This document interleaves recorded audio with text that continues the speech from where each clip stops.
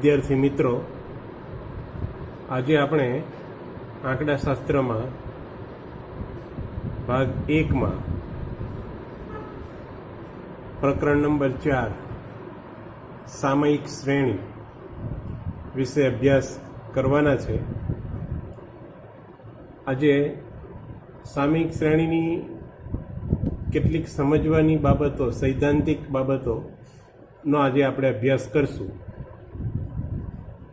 એ પહેલાં બોર્ડની અંદર ફાળવવામાં આવેલો જે ગુણભાર છે એ ગુણભાર આ પ્રમાણે છે.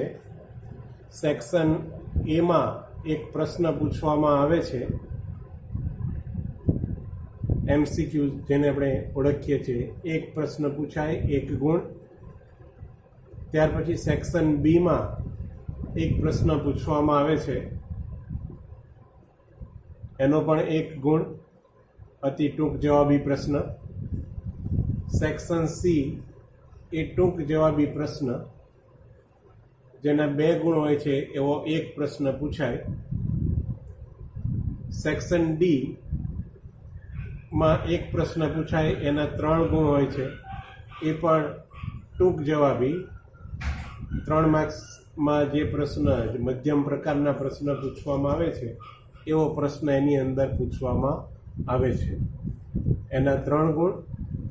અને સેક્શન એફમાં નિબંધાત્મક પ્રશ્ન એટલે મોટો પ્રશ્ન, જેમાં 5 ગુણનો એક દાખલો પૂછવામાં આવે છે. એમ મળીને કુલ 12 માર્ક્સનું વેઇટેજ આ ચેપ્ટરને આપવામાં આવેલું છે. તો જ્યારે આપણે સામયિક શ્રેણીનો ચેપ્ટરનો અભ્યાસ કરતા હોઈએ ત્યારે કયા સેક્શનમાં કયો પ્રશ્ન પૂછાય છે એ બાબતને પણ આપણે ધ્યાનમાં રાખવાની, જેથી કરીને આપણને આ ચેપ્ટરમાંથી સ્કોર કરવામાં સરળતા રહે. સૌથી પહેલાં આપણે સામયિક શ્રેણીની વ્યાખ્યા જોઈએ. તેમાં સૌથી સરળ અને એક લાઇનમાં વ્યાખ્યા છે એની, નિયત સમયે લેવામાં આવેલ અવલોકનોના સમૂહને સામયિક શ્રેણી કહે છે. નિયત સમયે લેવામાં આવેલ અવલોકનોના સમૂહને સામયિક શ્રેણી કહે છે.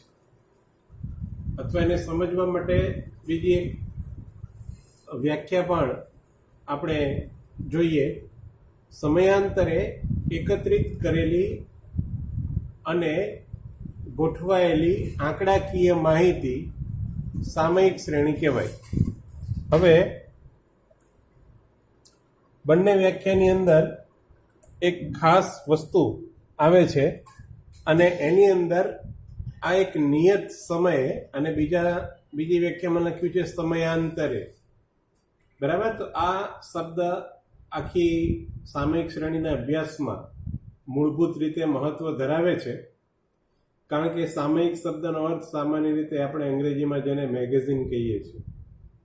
બરાબર? તો આ મેગેઝિન જે છે એ અમુક નિશ્ચિત સમયે બહાર પડતા હોય છે, પ્રકાશિત થતા હોય છે.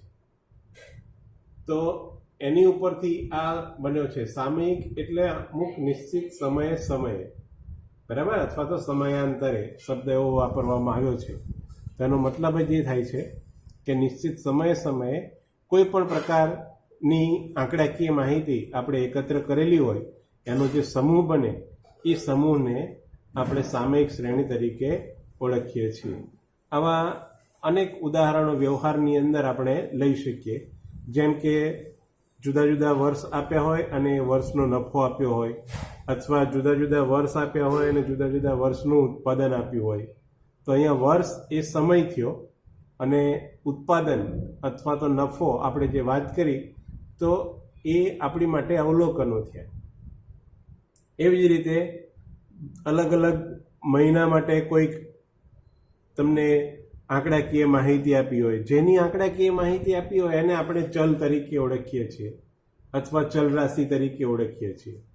બરાબર? તો જે કંઈ પણ અહીંયા ચલની કિંમતો આપણી પાસે હોય છે, એ ચલની કિંમતો આપણને સમય આધારે અથવા તો સમય અનુસાર એકત્ર કરાયેલી હોય, તો એનાથી જે સમૂહ બને અવલોકનોનો, એ સમૂહને આપણે સામયિક શ્રેણી તરીકે ઓળખીએ છીએ.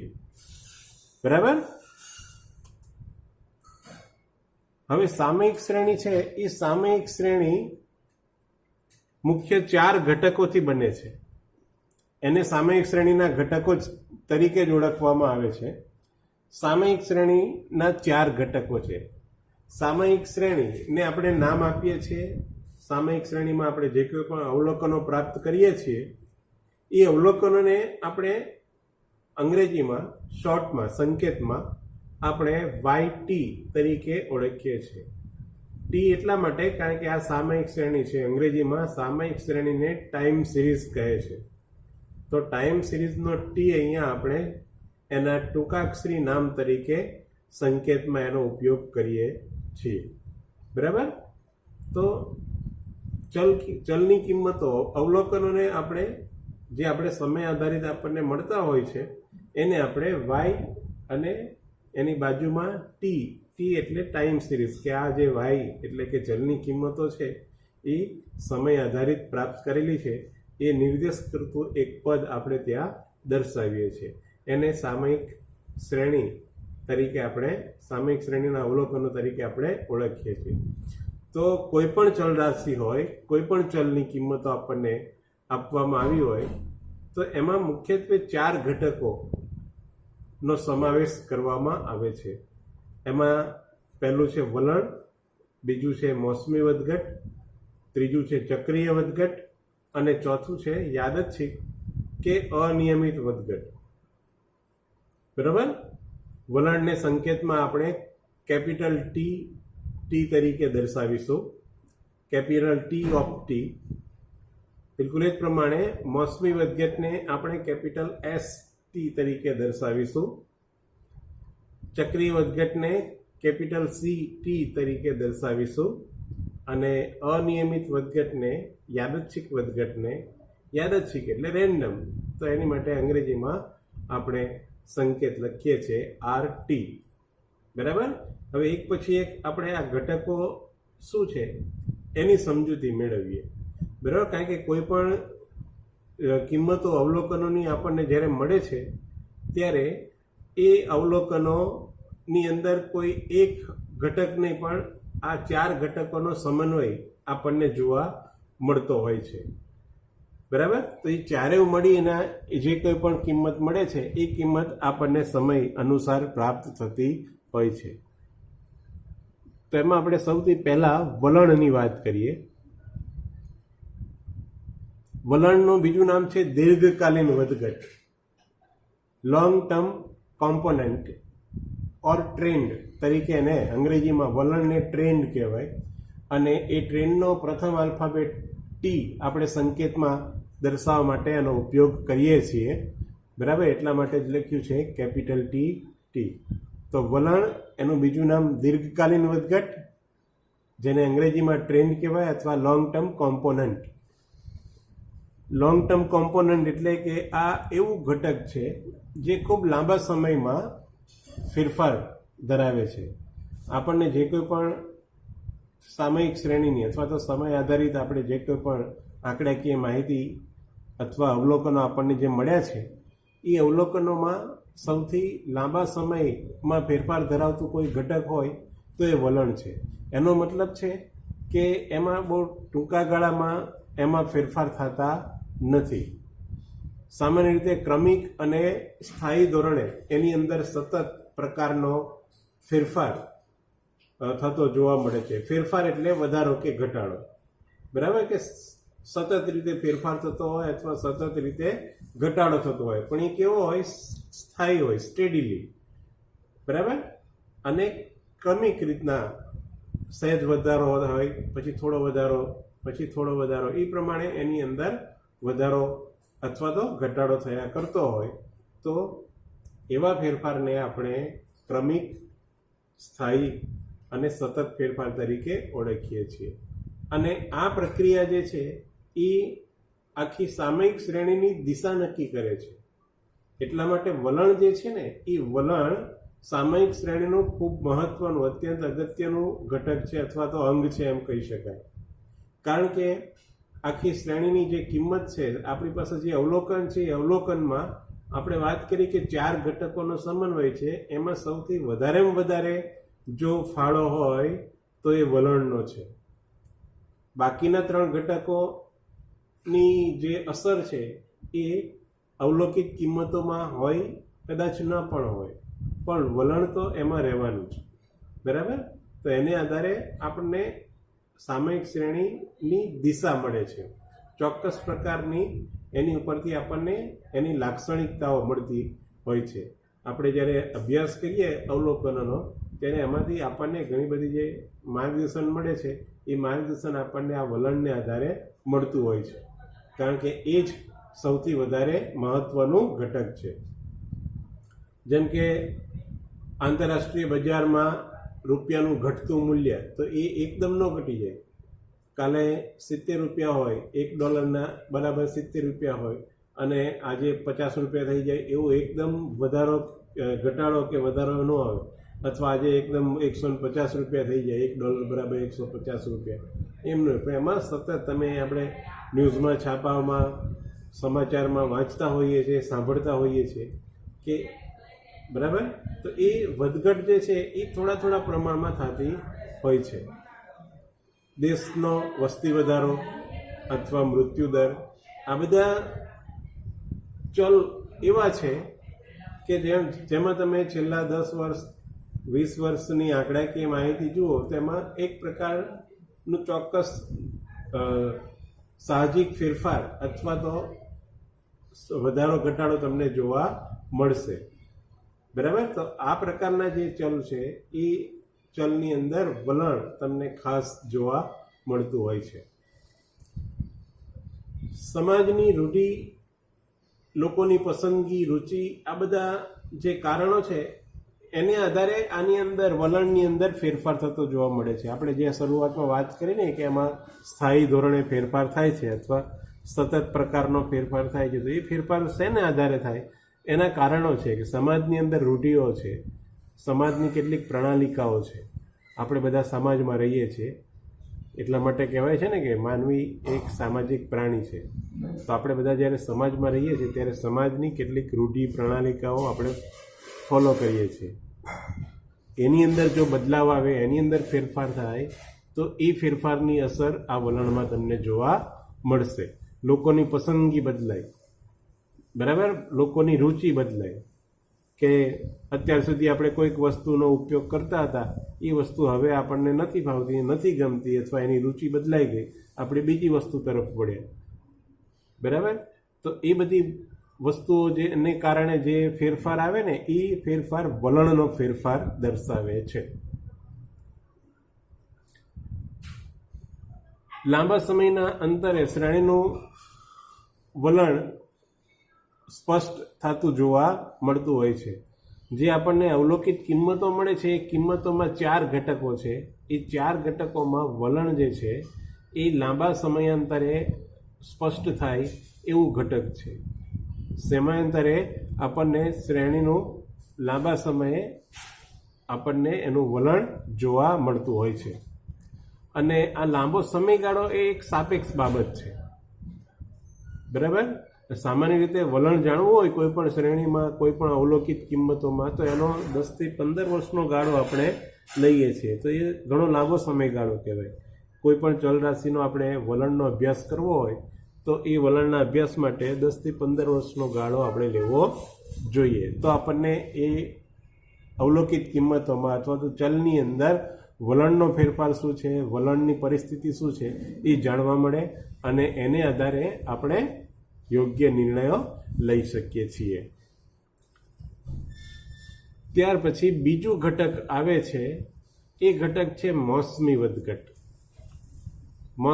મોસમ એટલે સિઝન, અને મોસમી એટલે સિઝનલ. તો સિઝનલ કોમ્પોનેન્ટને આપણે અંગ્રેજીમાં ટૂંકાક્ષરી નામથી $ST તરીકે ઓળખીશું. યાદ રહે, અહીંયા ટી એ ટાઈમ સિરીઝનો નિર્દેશ કરે છે. S એટલે સિઝનલ કોમ્પોનેન્ટ, પણ શેનું? તો કે ટાઈમ સિરીઝનું. એટલે એસની બાજુમાં આપણે ટીનો ઉલ્લેખ કરીએ છીએ અથવા ટી દર્શાવીએ છીએ. ST તરીકે એને દર્શાવાય. આ જે ઘટક છે ટૂંકા ગાળાના વધઘટ અથવા ટૂંકા ગાળાની નિયમિત વધઘટ કે ફેરફાર ધરાવે છે. સામાન્ય રીતે જે ફેરફારનો સમયગાળો હોય ને એને આવર્તન ગાળો તરીકે ઓળખવામાં આવે છે. એમાં મોસમી વધઘટનો જે આવર્તન ગાળો છે એ 1 વર્ષ કે તેથી ઓછો હોય છે. બરાબર? આવર્તન ગાળો એટલે ફેરફારનો સમય. ફેરફારનો જે સમયગાળો હોય એને આવર્તન ગાળા તરીકે ઓળખવામાં આવે છે. તો મોસમી વધઘટ 1 વર્ષ કે તેથી ઓછો સમય ધરાવે છે. આપણને ખબર છે કે ભારતની અંદર આપણે જે કોઈ પણ ઋતુઓ છે, મોસમ છે, એ મોસમનું ચક્ર 1 વર્ષનું છે. બરાબર? તો એ મોસમની અસર આપણા ધંધાઓ ઉપર ઘણી બધી વખત આપણા ધંધાઓ ઉપર થતી જોવા મળે છે.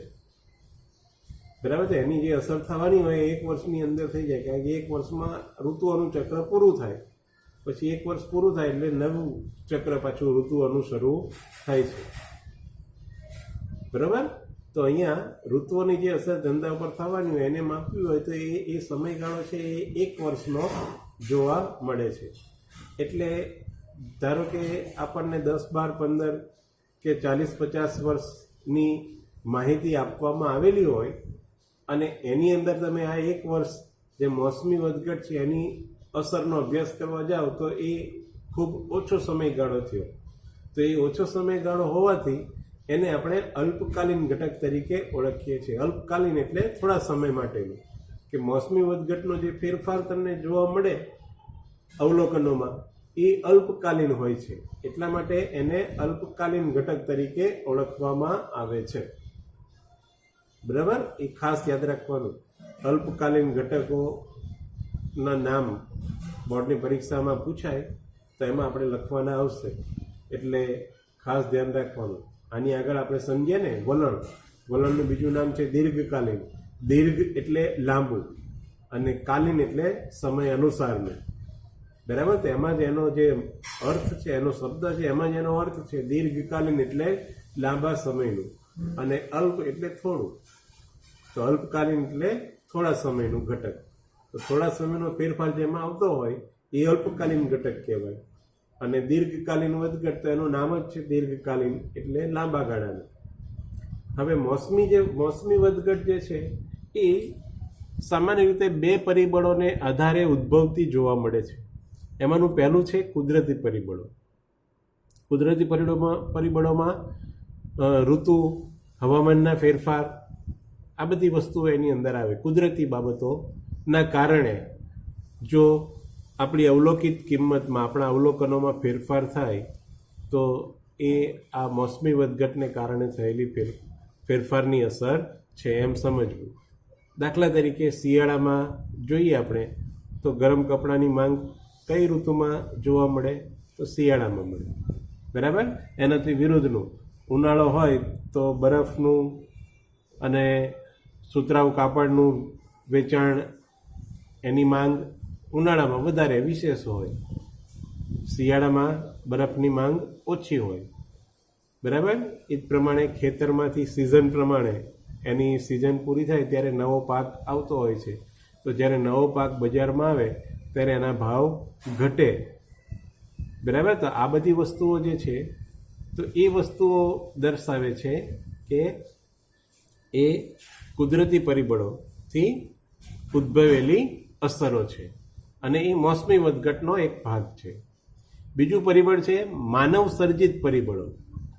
માનવ સર્જિત પરિબળો એ પણ 1 વર્ષની અંદર નિયમિત વધઘટ દર્શાવતું પરિબળ છે. માનવ સર્જિતમાં મુખ્યત્વે તહેવાર હોય, લગ્નનો સમયગાળો હોય. બરાબર? તો આ બધા સમય અને તહેવારોને કારણે શું કે એમાં એ સમયગાળામાં દરેક, દાખલા તરીકે આપણો ધંધો હોય, તૈયાર કપડાનો આપણો ધંધો હોય તો એ ધંધાની અંદર તહેવારોમાં આપણું વેચાણ વધે. તો એ અસર શેને કારણે આવી? તો કે તહેવારના લીધે આવી. લગ્નનો સમયગાળો હોય, બરાબર? તો એ લગ્ન સમયગાળાની અંદર આપણું વેચાણ તૈયાર કપડાનું વધવાની શક્યતાઓ છે. તો ઘણા બધા ધંધાઓ એવા છે કે જેની ઉપર આ પ્રકારની તહેવારોની અને લગ્નની અસરો થતી હોય છે. ઘણા બધા અવલોકનો, ઘણી બધી ચલરાશિ આપણને એ પ્રકારની મળે છે જેમાં આ પ્રકારના માનવ સર્જિત પરિબળોની અસર થતી જોવા મળતી હોય છે, એટલે એનો સમાવેશ આપણે કરતા હોઈએ છીએ.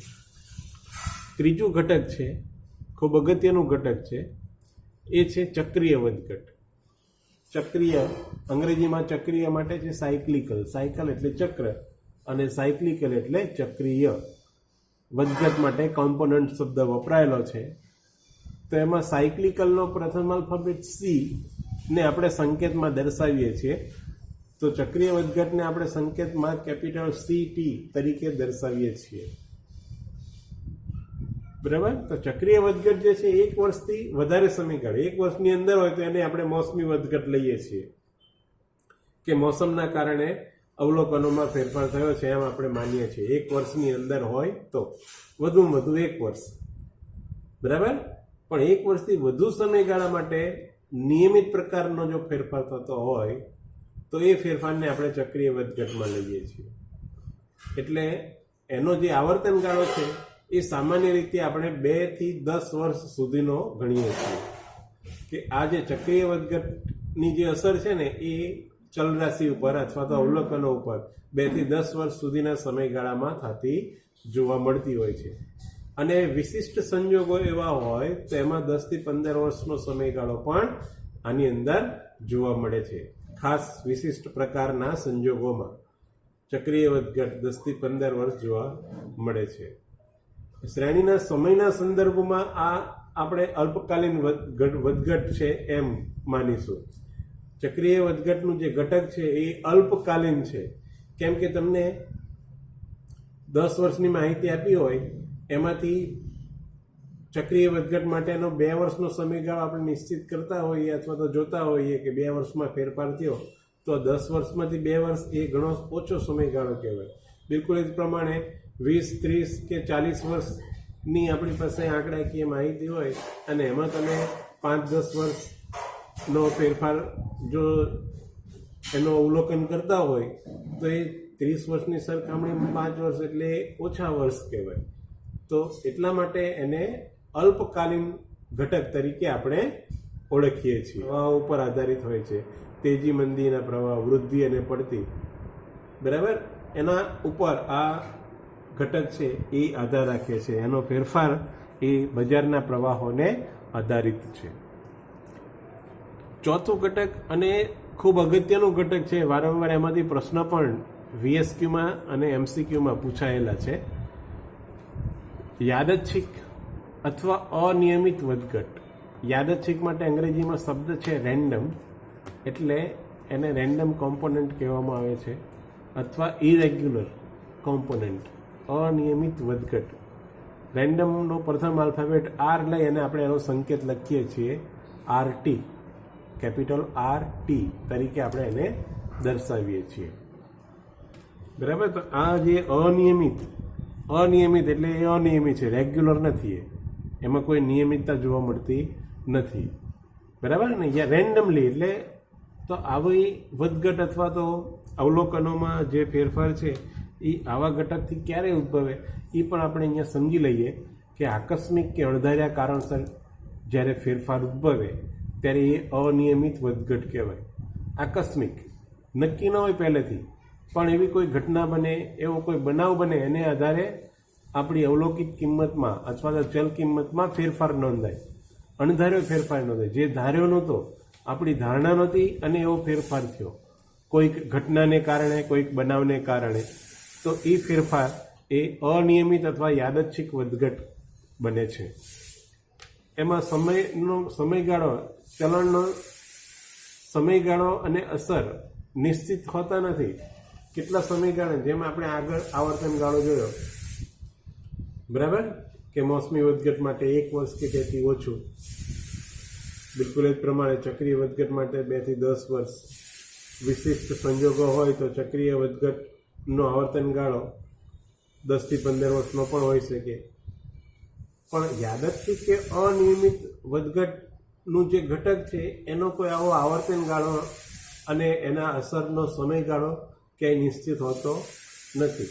કદાચ વધારે અસર પણ હોઈ શકે, કદાચ સાવ નજીવી અસર પણ હોઈ શકે.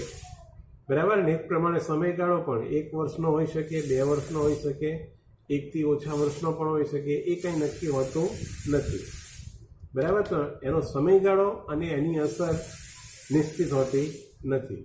અને આવી વધઘટ છે એ સંપૂર્ણતઃ અનપેક્ષિત અને અનિયમિત હોય છે. આ વધઘટ છે અનપેક્ષિત, આપણી અપેક્ષા પ્રમાણેની ન હોય, આપણે જેની અપેક્ષા રાખી હોય એવી ન હોય, અને નિયમિત પણ ન હોય. નિયમિત એટલે એને આપણને ખબર હોય કે આમ ઘટના બનવાની છે ને એનું પરિણામ આ મળવાનું છે, તો એવી આપણને જાણકારી હોતી નથી. એટલા માટે એને અનપેક્ષિત અને અનિયમિત કહેવામાં આવે છે. આ વધઘટ પર આપણો કોઈ અંકુશ હોતો નથી અને એની માટે આપણે આગાહી કરી શકતા નથી. પહેલેથી આપણે એનું અનુમાન કરી શકતા નથી. બરાબર, અચાનક. એટલા માટે શરૂઆતમાં આપણે લખ્યું છે કે આકસ્મિક કે અણધાર્યું. તો આકસ્મિક અને અણધાર્યું એટલે એ જ કે જે અચાનક જ બને. બરાબર, તો એ પ્રકારનો જ્યારે ફેરફાર થતો હોય ત્યારે એને આપણે અનિયમિત વધઘટ તરીકે ઓળખીએ છીએ. અને આ વધઘટ કયા કારણથી ઉદ્ભવે? તો એ છે રાજકીય ઉથલપાથલ.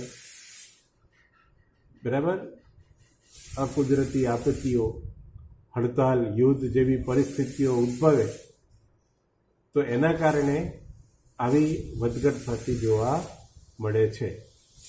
બરાબર, એવી અસરના કારણે આપણી ચલ કિંમતો બદલાતી હોય છે. તો આ પ્રમાણે આપણે 4 ઘટકોથી સંયુક્ત રીતે બને છે સામયિક શ્રેણી. આ ચારેય ઘટકનો સરવાળો કરીએ એટલે આપણને ચલ કિંમત મળે, આપણી અવલોકિત કિંમત. અને એની માટે એક યોગનીય મોડેલ બને છે. એ યોગનીય મોડેલને સામયિક શ્રેણીનું યોગનીય મોડેલ કહે છે. બરાબર, તો સામયિક શ્રેણીનું યોગનીય મોડેલ એટલે આપણી પાસે જે ચલ કિંમત આવી છે, ચલ કિંમત, જેને આપણે YT તરીકે ઓળખીએ છીએ. YT બરાબર TT એટલે કે વલણ, પ્લસ ST એટલે કે મોસમી વધઘટ, પ્લસ CT એટલે કે ચક્રીય વધઘટ, પ્લસ RT એટલે કે યાદચ્છિક વધઘટ. આ ચારેય ઘટકોનો સરવાળો એટલે આપણી અવલોકિત કિંમત. બરાબર, અવલોકિત કિંમત અથવા તો આપણો ચલનો પ્રાપ્તાંક. હવે આપણા 4 ઘટકની અલગ અલગ અસર છે. એ અલગ અલગ અસર માટે આપણને 4 સૂત્રો અહીંયા વિદ્યાર્થી મિત્રો ખૂબ સરળતાથી મળી જાય છે કે 4નો સરવાળો એટલે YT મળે. હવે મારે ફક્ત વલણની કિંમત મારે મેળવવી હોય તો મતલબ કે TTની કિંમત મારે મેળવવી હોય તો YTની કિંમત છે એમાંથી બાકીના 3 ઘટક બાદ કરીએ વલણ સિવાયનું તો વલણની કિંમત મળે. તો વલણનું સૂત્ર શું બને? વલણ બરાબર TT is equal to YT minus બ્રેકેટમાં બાકીના 3 ઘટક વલણ સિવાયના, કારણ કે વલણ તો આપણે મેળવવાનું છે. બરાબર, તો ST plus CT plus RT આ 3નો સરવાળો કરીને આપણે YTમાંથી બાદ કરીએ તો વલણ મળી ગયું. એવી જ રીતના મોસમી વધઘટ, તો મોસમી વધઘટ માટે ST બરાબર YT એટલે અવલોકિત કિંમતમાંથી આ મોસમી વધઘટ સિવાયના 3 ઘટકો TT, CT અને RT એ બાદ કરો એટલે આપણને મોસમી વધઘટ મળી જાય. ચક્રીય વધઘટ એટલે CT બરાબર YT માઇનસ TT, ST અને RT આ 3નો સરવાળો આપણે બાદ કરીએ એટલે આપણને CTની કિંમત મળે. અને યાદચ્છિક વધઘટ એટલે RT મેળવવા માટે શું કરવાનું આવે? તો કે YTમાંથી RT સિવાયના 3 ઘટક એટલે TT, ST અને CT એ 3ની કિંમતો આપણે બાદ કરીએ તો આપણને મળી જાય છે યાદચ્છિક વધઘટ.